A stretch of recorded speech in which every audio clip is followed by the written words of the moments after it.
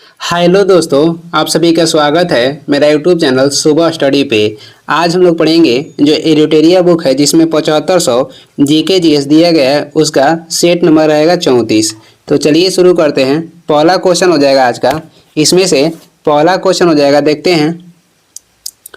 पहला क्वेश्चन है, भारत में निम्नलिखित पंचवर्षीय योजनाओं में किसका मुख्य ध्येय संपोषणीय वृद्धि था। भारत में निम्नलिखित पंचवर्षीय योजनाओं में से किसका मुख्य ध्येय संपोषणीय वृद्धि था। तो ये हो जाएगा 12वीं पंचवर्षीय योजना, ऑप्शन हो जाएगा डी। और जो सबसे सफल कहेगा पंचवर्षीय योजना कौन सा था, तो सफल था 8वीं पंचवर्षीय योजना। और सफल कहेगा तो ये हो जाएगा तीसरी पंचवर्षीय योजना सफल थी, सफल हो जाएगा 8वीं। जो पंचवर्षीय योजना है ये किस देश से प्रेरित है, यानी किस देश से अपनाया गया भारत में, तो ये अपनाया गया है रूस से।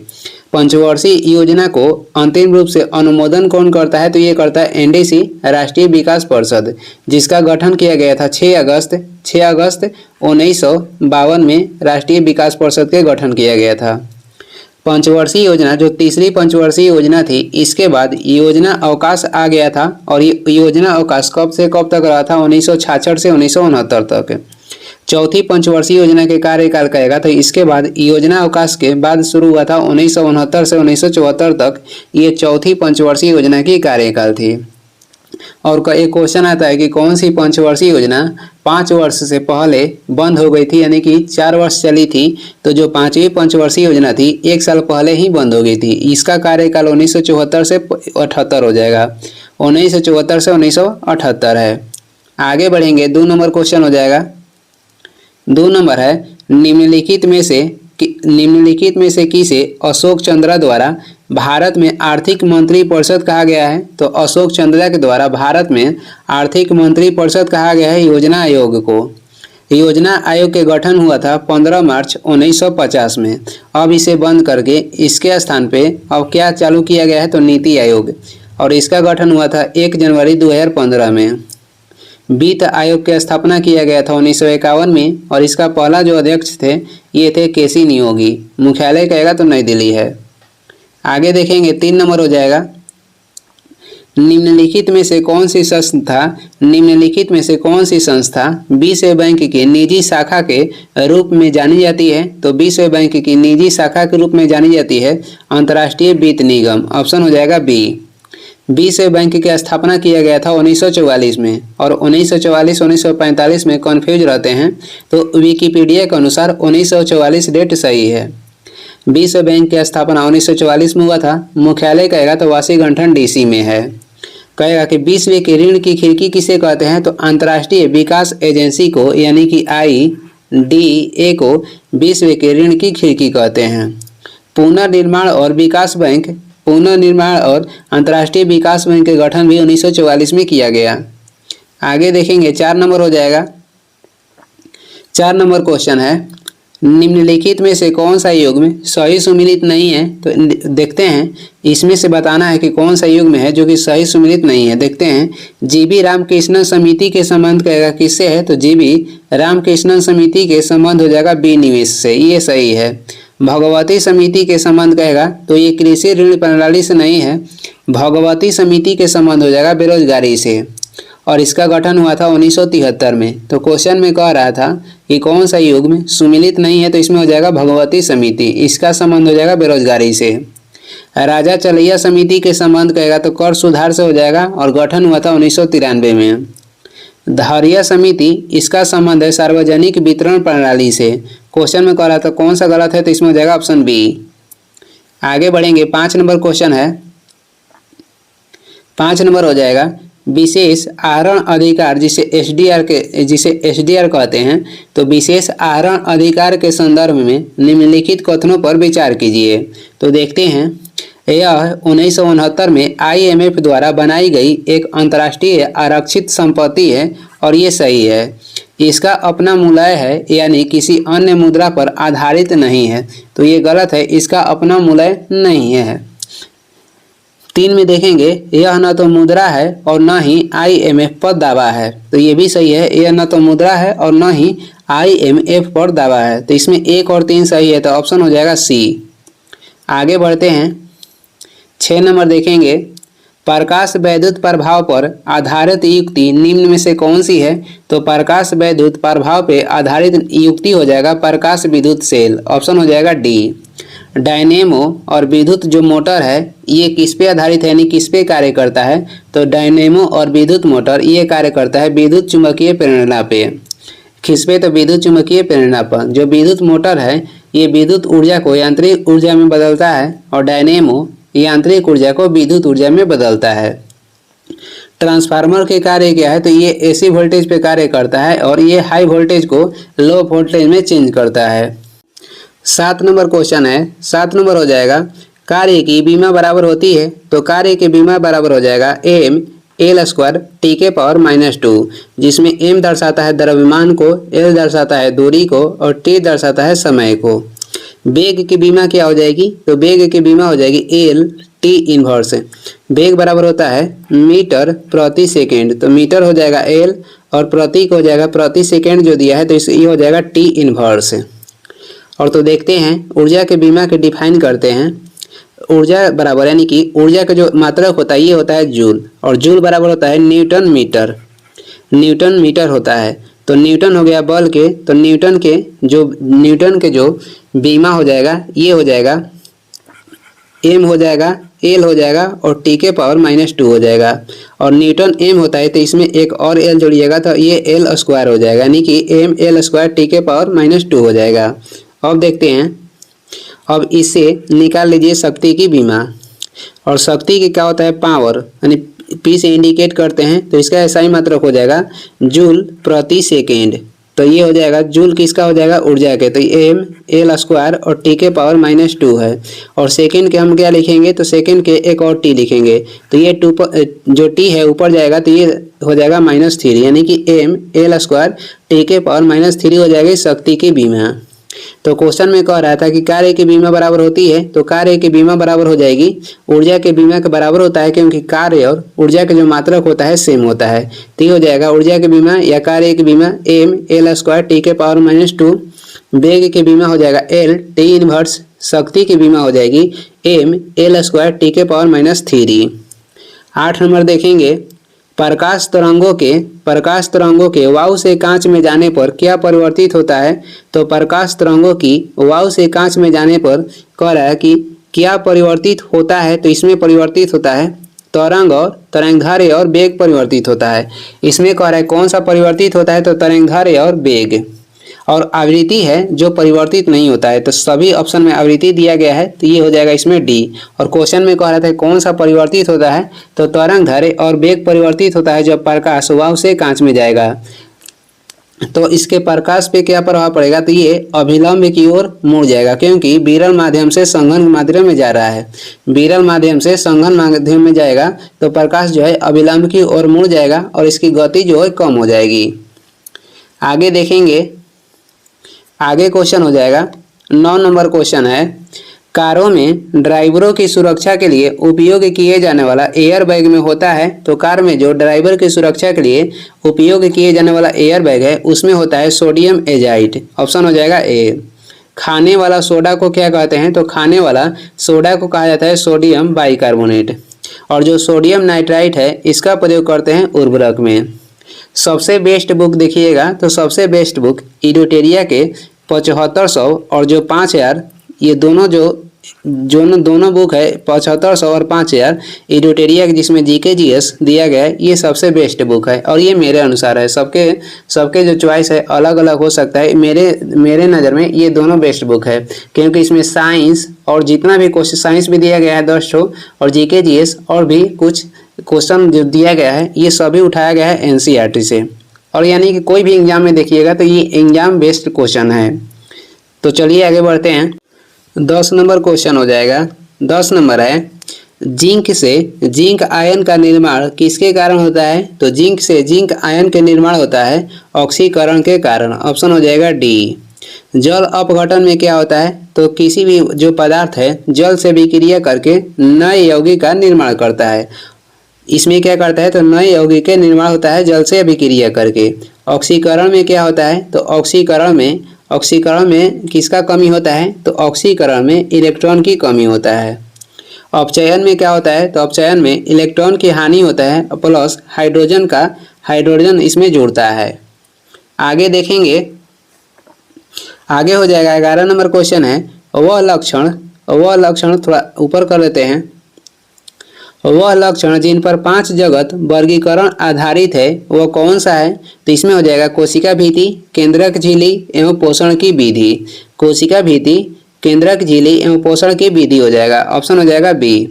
जो 5 जगत में कह रहा है कि जीवों को 5 जगत में वर्गीकरण किसने किया था, तो जीवों के 5 जगत में वर्गीकरण किए थे आरएच, वही टिकर किए थे कब, तो 1969 में। और आधारित किस पे था, तो कोशिका भित्ति, केंद्रक झिल्ली एवं पोषण की विधि पे। आगे देखते हैं 12 नंबर है पौधों की आयु की गणना किस ऊतक के वार्षिक वलयों की संख्या को गिनकर किया जाता है, तो ये किया जाता है जाइलम ऊतक के वार्षिक वलयों की संख्या को गिनकर। जाइलम जो ऊतक है ये पौधों में जलवाहक के कार्य करता है और फ्लोएम जो ऊतक है ये पौधे में खाद्य वाहक के कार्य करता है। आगे बढ़ेंगे 13 नंबर हो जाएगा मानव शरीर की अस्थियां किस आधार पर वर्गीकृत की जाती है, तो ये की जाती है परिमाण एवं आकार के आधार पे, ऑप्शन हो जाएगा सी। मानव में कुल अस्थियों की संख्या कहेगा तो 206 होता है और बाल अवस्था में होता है 300। 14 नंबर क्वेश्चन देखेंगे सूची 1 को सूची 2 के साथ सम्मिलित करना है। सूची 1 में क्या है, तो वन है और वनस्पति है, और सूची 2 में कहेगा तो क्षेत्र है। उष्णकटिबंधीय वन कहाँ पे पाया जाता है, तो उष्णकटिबंधीय जो वन है ये पाया जाता है साइलेंट वैली में, और साइलेंट वैली किस राज्य में है, तो ये है केरल में। साइलेंट वैली केरल राज्य में स्थित है। अल्पाइन वन कहाँ पे पाया जाता है, तो ये पाया जाता है अरुणाचल प्रदेश में। पतझड़ वन कहाँ पे पाया जाता है, तो ये पाया जाता है राजस्थान में। शंकुधारी वन पाया जाता है हिमाचल प्रदेश में, और जो कुल्लू घाटी है ये हिमाचल प्रदेश में ही स्थित है, जिसका अन्य नाम कहेगा तो देव घाटी है। और कुल्लू घाटी धौलाधर एवं पीर पंजल के बीच स्थित है। आगे बढ़ेंगे 15 नंबर क्वेश्चन हो जाएगा वैसा स्थान जहाँ किसी प्रजाति के अस्तित्व के लिए आवश्यक पर्यावरणीय दशाएं उपलब्ध हो उसे क्या कहते हैं, या वो क्या कहलाता है, तो वो कहलाता है निकेत, ऑप्शन हो जाएगा बी। कह रहा है कि पहली बार पर्यावरण सम्मेलन कहाँ पे हुआ था, तो ये हुआ था स्टॉकहोम में, और कब हुआ था, तो 1972 में हुआ था। और वहीं पे ही निर्णय लिया गया था कि 5 जून को विश्व पर्यावरण दिवस मनाया जाएगा, और पहली बार मनाया गया 1973 में। 16 नंबर क्वेश्चन हो जाएगा नरनाला पक्षी अभ्यारण्य कहाँ पे स्थित है, तो ये स्थित है महाराष्ट्र में। कहाँ पे, तो महाराष्ट्र में, ऑप्शन हो जाएगा डी। और तडोबा अभ्यारण्य है ये भी महाराष्ट्र में स्थित है। सुल्तानपुर अभ्यारण्य या भिंडवास पक्षी अभ्यारण्य कहाँ पे स्थित है, तो ये दोनों हरियाणा में स्थित है। गिर राष्ट्रीय उद्यान कहेगा तो ये गुजरात में स्थित है। मधुमलाई राष्ट्रीय अभ्यारण्य कहाँ पे स्थित है, तो ये स्थित है तमिलनाडु में। आगे देखेंगे 17 नंबर क्वेश्चन हो जाएगा। 17 नंबर है किस अधिनियम या नीति के अंतर्गत भारत में 33% वन क्षेत्र प्राप्ति का लक्ष्य रखा गया है, तो ये रखा गया है राष्ट्रीय वन नीति 1988 के अंतर्गत, ऑप्शन हो जाएगा सी। वन संरक्षण अधिनियम भारत में कब लाया गया था, तो 1980 में। पर्यावरण संरक्षण अधिनियम भारत में 1986 में पारित किया गया था। वन जीव संरक्षण कहेगा तो ये लाया गया था 1972 में। वन जीव संरक्षण 1972, वन संरक्षण 1980, पर्यावरण संरक्षण 1986 हो जाएगा। और वायु प्रदूषण अधिनियम कब लाया गया था, तो वायु प्रदूषण अधिनियम 1981 में। जल प्रदूषण अधिनियम लाया गया था 1974 में। आगे देखेंगे 18 नंबर क्वेश्चन हो जाएगा निम्नलिखित में से कौन सा कन्वेंशन या प्रोटोकॉल जैव विविधता पर संयुक्त राष्ट्र अभिसमय द्वारा कवर किए गए आनुवंशिक संसाधनों के उपयोग से प्राप्त लाभों के बंटवारों को अनिवार्य करने से संबंधित है, तो ये कन्वेंशन या प्रोटोकॉल हो जाएगा नागोया प्रोटोकॉल। और ये किसके लिए हुआ है, तो जैव विविधता के लिए। कब हुआ था, तो 2010 में। बेसल कन्वेंशन का संबंध किससे हो जाएगा, तो बेसल कन्वेंशन के जो कब हुआ था, ये हुआ था 1989 में। और कहाँ पे, तो स्विट्जरलैंड में। और स्टॉकहोम कन्वेंशन जो हुआ था 1972 में हुआ था, और ये पर्यावरण के लिए किया गया था। क्योटो प्रोटोकॉल ये किसके लिए किया गया था? तो विश्व में CO2 को कमी करने के लिए क्योटो प्रोटोकॉल लाया गया था 1997 में। और कहाँ पे? तो जापान में। आगे देखेंगे 19 नंबर क्वेश्चन हो जाएगा, महावीर ने अपने शिष्यों को कितने गणधरों में विभाजित किया था? तो महावीर अपने शिष्य को 11 गणधर में विभाजित किए थे। ऑप्शन हो जाएगा सी। महावीर पहली बार उपदेश दिए थे राजगिरी में, और किस भाषा में दिए थे? तो प्राकृतिक भाषा में दिए थे। इनका जन्म हुआ था बिहार के वैशाली के कुंडग्राम में। और कब हुआ था? तो 540 ईसा पूर्व में हुआ था। और इनकी मृत्यु हुआ था पावापुरी बिहार में। और कब हुआ था? तो 468 ईसा पूर्व में। आगे बढ़ते हैं 20 नंबर क्वेश्चन हो जाएगा, महाजनपद एवं उसकी राजधानी में कौन सा सही सुमिलित नहीं है उसे देखते हैं। इधर हो जाएगा महाजनपद और इधर हो जाएगा राजधानी, कौन सुमिलित नहीं है उसे देखते हैं। औसमक महाजनपद की राजधानी कहाँ थी? पोटली, और ये सही है। मत्स्य एक हो जाएगा विराटनगर, और ये भी सही है। मल की राजधानी कहाँ थी? तो कुशीनीरा था या पावा था, ये हो जाएगा, ये भी सही है। चेदी महाजनपद की राजधानी कहाँ थी? तो इसकी राजधानी उज्जैन नहीं थी, इसकी राजधानी थी शक्तिमती। चेदी महाजनपद की राजधानी शक्तिमती थी, और यही गलत है, यानी कि कौन सा सुमिलित नहीं था? तो इसमें हो जाएगा डी। उज्जैन किस महाजनपद की राजधानी थी? तो ये थी अवंती के। जो 16 महाजनपद है, टोटल महाजनपद की संख्या हो जाएगा 16 है। और 16 महाजनपद के कहेगा उल्लेख किस में मिलता है? तो बौद्ध धर्म में कहेगा, तो बौद्ध धर्म के अंगुत्तर निकाय में 16 महाजनपद के उल्लेख किया गया है। और जैन धर्म में कहेगा तो भगवती सूत्र में 16 महाजनपद के उल्लेख किया गया है। आगे बढ़ेंगे 21 नंबर हो जाएगा, निम्नलिखित में से कौन सा कथन सत्य है उसे देखना है। तो देखते हैं, जाबलोपनिषद में चारों आश्रम का उल्लेख मिलता है, और ये सही है। यही इसमें कह रहा है कौन सा कथन सत्य है, तो इसमें हो जाएगा, जो इसमें आंसर हो जाएगा ए। बी में देखते हैं, विष्णु पुराण आंध्र सातवाहन वंश से संबंधित है, जो कि गलत है। विष्णु पुराण के संबंध कहेगा तो ये हो जाएगा मौर्य वंश से। विष्णु पुराण के संबंध मौर्य वंश से था, और मत्स्य पुराण के संबंध हो जाएगा आंध्र सातवाहन वंश से। वायु पुराण के संबंध हो जाएगा गुप्त वंश से। विष्णु पुराण के संबंध मौर्य वंश आंध्र सातवाहन वंश से संबंधित था, मत्स्य पुराण और वायु पुराण से संबंधित था गुप्त वंश। आगे देखते हैं सी नंबर, भारत में सर्वप्रथम हुण आक्रमण की जानकारी नासिक अभिलेख से प्राप्त होती है, जो कि गलत है। भारत में सर्वप्रथम हुण जो आक्रमण की जानकारी है, ये जूनागढ़ के भीतरी स्तंभ लेख से प्राप्त होता है, जिसका संबंध कहेगा तो स्कंद गुप्त से हो जाएगा। टोलमी ने नेचुरल हिस्ट्री नामक पुस्तक लिखी थी, जो कि गलत है। जो नेचुरल हिस्ट्री है ये किसके द्वारा लिखा गया था? तो ये लिखा गया था प्लिनी के द्वारा। तो इसमें से सही कथन हो जाएगा ऑप्शन ए। आगे बढ़ेंगे 22 नंबर क्वेश्चन है, हड़प्पा लिपि में कुल चिन्हों की संख्या कितनी थी? तो हड़प्पा लिपि में कुल चिन्हों की संख्या थी 64। ऑप्शन हो जाएगा सी। जो हड़प्पा लिपि था ये भाव चित्रात्मक था, यानी कि जिसे पढ़ा नहीं जा सका था। और पहली बार खोजा गया शहर कहेगा तो ये हड़प्पा हो जाएगा, जिसे दयाराम साहनी खोज किए थे 1921 में। 23 नंबर हो जाएगा, भक्ति आंदोलन सर्वप्रथम कहाँ विकसित हुआ था? तो भक्ति आंदोलन सर्वप्रथम दक्षिण भारत में विकसित हुआ था। ऑप्शन हो जाएगा बी। और दक्षिण भारत को जो भक्ति आंदोलन है दक्षिण भारत से उत्तर भारत में कौन लाए थे? तो भक्ति आंदोलन को दक्षिण भारत से उत्तर भारत में लाए थे रामानंद। आगे देखेंगे 24 नंबर क्वेश्चन हो जाएगा, कोणार्क का सूर्य मंदिर कब बनाया गया था? तो कोणार्क के जो सूर्य मंदिर है ये बनाया गया था 13वीं शताब्दी में। ऑप्शन है डी। और ये कहाँ पे स्थित है? तो स्थित है उड़ीसा में। और इसका अन्य नाम कहेगा तो इसे ब्लैक पैगोडा के मंदिर भी कहते हैं।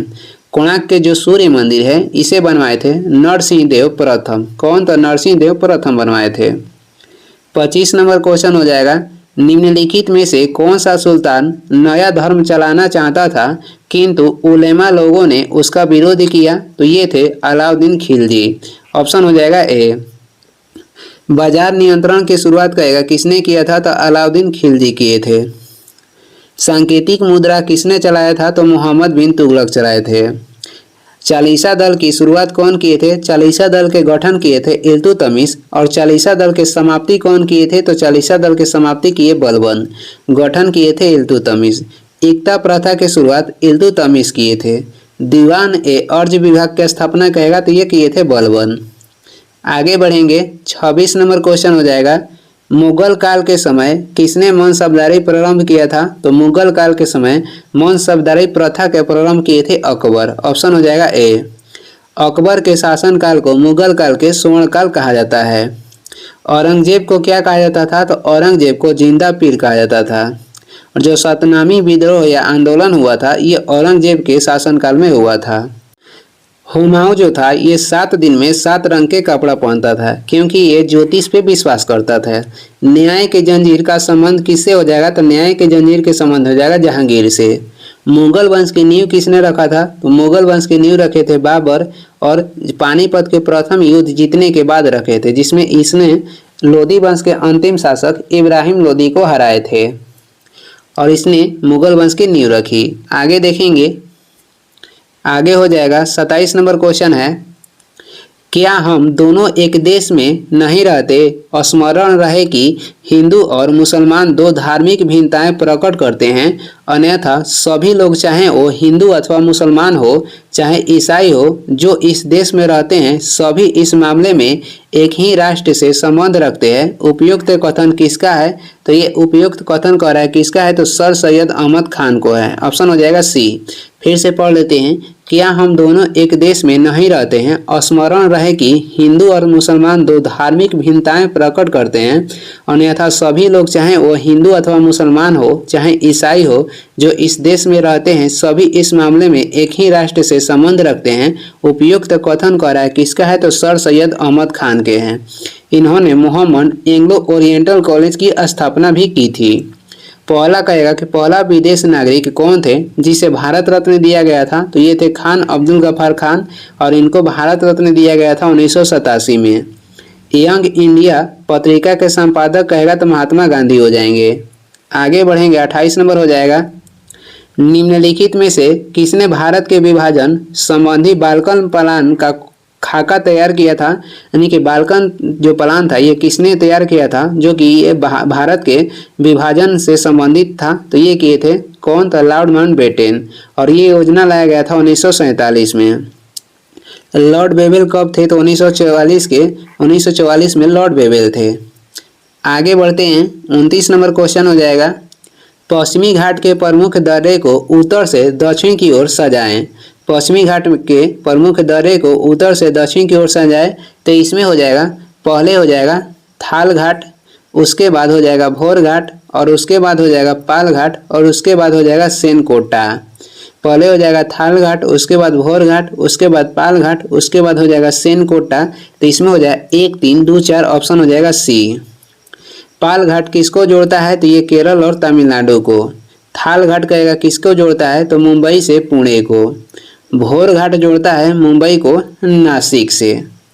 आगे देखेंगे, 30 नंबर क्वेश्चन हो जाएगा, निम्न में कौन ब्रह्मपुत्र की सहायक नदी नहीं है? तो इसमें से ब्रह्मपुत्र की सहायक हो जाएगा तीस्ता, मानस और कपिली। और कौन ब्रह्मपुत्र नदी की सहायक नहीं है? तो इसमें हो जाएगा भवानी नदी। ये कावेरी नदी की सहायक नदी है। इसमें हो जाएगा ऑप्शन डी।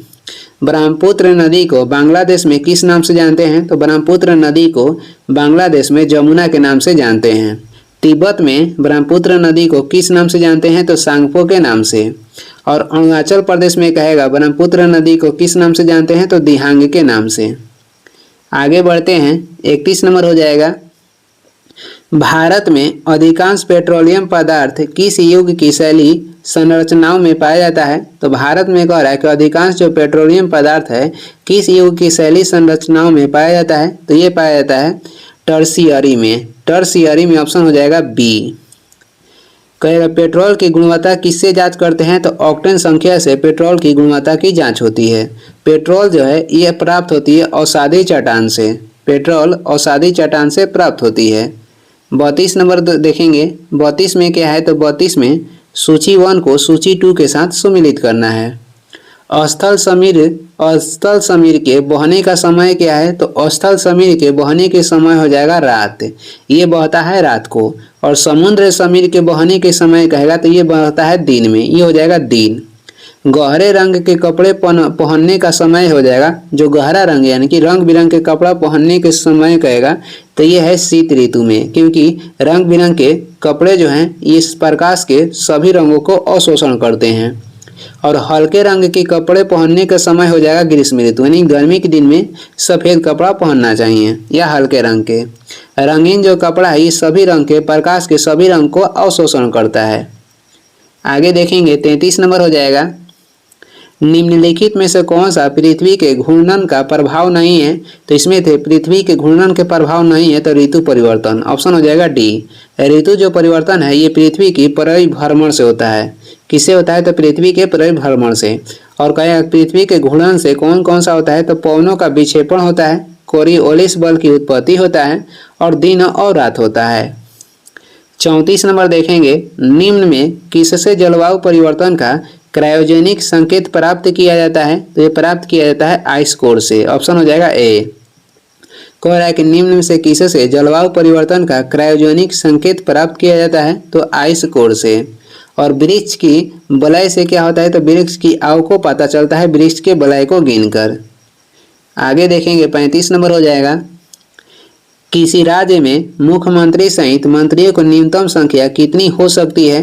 किसी राज्य में मुख्यमंत्री सहित मंत्रियों की न्यूनतम संख्या कितनी हो सकती है? तो हो सकती है न्यूनतम 12, ऑप्शन हो जाएगा बी। कह रहा है कि किसी भी राज्य में कहेगा कि मंत्रियों की संख्या कितनी होनी चाहिए तो उस राज्य के विधानसभा के सदस्यों की कुल संख्या का 15% से अधिक नहीं होना चाहिए। किसी भी राज्य में कह रहा है कि मंत्रियों की जो संख्या है कितनी होनी चाहिए तो उस राज्य की विधानसभा के सदस्यों की संख्या के 15% से अधिक नहीं होना चाहिए और इसमें मुख्यमंत्री भी शामिल होते हैं। आगे देखेंगे 36 नंबर क्वेश्चन है, अंतर्राष्ट्रीय नदी जल विवाद का उल्लेख किस अनुच्छेद में वर्णित है? तो अंतर्राष्ट्रीय नदी एवं जल विवाद का उल्लेख किया गया है अनुच्छेद 262 में, ऑप्शन हो जाएगा सी। अनुच्छेद 249 के संबंध कहेगा तो अनुच्छेद 249 के संबंध हो जाएगा, राज्यसभा अपने सदस्य के 2/3 बहुमत से और राज्य सूची पे संसद को जो राज्य सूची के विषय है उस पे कानून बनाने के अधिकार देते हैं। अब से देखते हैं अनुच्छेद 249 है, इसमें क्या है? तो जो राज्यसभा है अपने सदस्य के 2/3 बहुमत से जो राज्य सूची में विषय शामिल है उस पे संसद को कानून बनाने के अधिकार देते हैं। अनुच्छेद कहेगा 352 के संबंध किससे है? तो अनुच्छेद 352 में राष्ट्रीय आपातकाल का उल्लेख किया गया है और राष्ट्रीय आपातकाल लागू करने के लिए संसद से अनुमोदन लेना पड़ता है 30 दिन के भीतर। आगे बढ़ेंगे 37 नंबर हो जाएगा, केंद्रीय वित्त आयोग में अध्यक्ष सहित सदस्यों की कुल संख्या कितनी होती है? तो केंद्रीय वित्त आयोग में अध्यक्ष सहित सदस्यों की टोटल संख्या हो जाएगा कितना? तो ये हो जाएगा 5। 4 एक होते हैं, एक मुख्य अध्यक्ष होते हैं और 4 उनके असिस्टेंट होते हैं, टोटल हो जाएगा 5। जो वित्त आयोग के गठन है ये कौन करते हैं? तो राष्ट्रपति करते हैं 5 वर्ष के लिए। और वित्त आयोग के कार्य कहेगा तो केंद्र और राज्यों के बीच कर के बंटवारा करना है। आगे बढ़ते हैं 38 नंबर हो जाएगा, 38 नंबर में सूची 1 को सूची 2 के साथ सम्मिलित करना है। भाग 6 में क्या है? तो भाग 6 में कहेगा तो भाग 6 में राज्य है। भाग 5 में क्या है? तो भाग 5 में हो जाएगा संघ और भाग 6 में राज्य। भाग 14 के संबंध किससे है? तो भाग 14 के संबंध कहेगा तो संघ व राज्यों की सेवाओं का उल्लेख किया गया है। भाग 15 में किसका उल्लेख है? तो निर्वाचन आयोग का। भाग 18 के संबंध कहेगा तो आपात उपबंध से हो जाएगा। भाग 3 में मौलिक अधिकार है और भाग 4 में कहेगा तो भाग 4 में है राज्य के नीति निर्देशक तत्व और भाग 4 के क में कहेगा तो मौलिक कर्तव्य है। निर्वाचन आयोग के गठन 1950 में किया गया था। भाग 20 के संबंध कहेगा तो संविधान संशोधन से है और इतना सब भाग जो है महत्वपूर्ण है। टोटल भाग की संख्या कहेगा वर्तमान में कितनी है? तो 25 है, जिसमें 22 मुख्य है और 3 जो है ये 3 जो है उप भाग है। 22 को मुख्य भाग है, 3 उप भाग है, टोटल कहेगा तो 25 हो जाएगा। 39 नंबर क्वेश्चन देखेंगे, सर्वोच्च न्यायालय में तदर्थ कह रहा है कि सर्वोच्च न्यायालय में तदर्थ न्यायाधीशों की नियुक्ति होती है, कब होती है? तो ये न्यायालय के किसी सत्र के लिए न्यायाधीशों का कोरम नहीं होता है तब होता है। ऑप्शन हो जाएगा डी। सर्वोच्च न्यायालय में तदर्थ न्यायाधीशों की जो नियुक्ति होती है ये होती है न्यायालय में किसी सत्र के लिए न्यायाधीशों का कोरम नहीं होता है तब। सर्वोच्च न्यायालय में जो तदर्थ न्यायाधीश होते हैं इसकी नियुक्ति करते हैं राष्ट्रपति, और ये किसके सलाह पे करते हैं तो सर्वोच्च न्यायालय के मुख्य न्यायाधीश के सलाह पे राष्ट्रपति नियुक्ति करते हैं। आगे बढ़ेंगे 40 नंबर हो जाएगा। श्रृंगार शतक पुस्तक के लेखक कौन है तो इसमें हो जाएगा भर्तृहरि। ऑप्शन हो जाएगा ए। और इनकी अन्य पुस्तक आएगा तो नीति शतक इन्हीं का पुस्तक है। राजा तरंगी पुस्तक के लेखक हो जाएंगे कलहड़, और इसमें कश्मीर के इतिहास दर्शाया गया है। सूरसागर पुस्तक के लेखक हो जाएंगे सूरदास। गीत गोविंद के पुस्तक के लेखक हो जाएंगे जयदेव, और ये लक्ष्मण सेन के दरबार में रहते थे।